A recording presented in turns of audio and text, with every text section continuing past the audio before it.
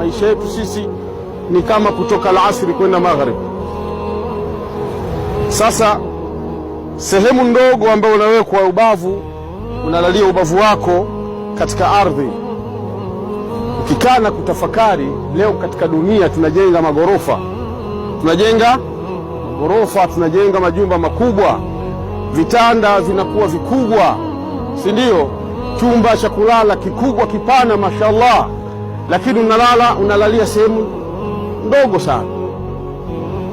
Mwanadamu huyo, miliki utakavyomiliki ndugu yangu, lakini ardhi ambayo utamiliki wewe ni ubavu tu, sawa, wa tambo moja tu katika mkono hii, au koleo moja ndio ya kwako.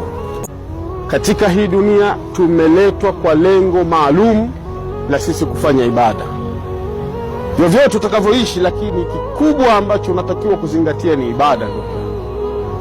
Ukizingatia mauti, ina maana unatakiwa ujifunze kwamba kufanya mema sana.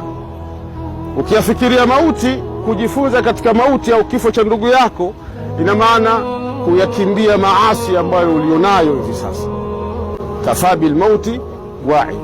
Kama wewe ni mvivu wa ibada, tariku sala, utaki sala, utaki kusimamisha swala, ni wakati sasa unapoona kifo cha mwenzako urudi katika swala. Hakuna kitakachomnufaisha mwanadamu katika maisha ya kaburi yake na baada ya kutoka katika kaburi yake.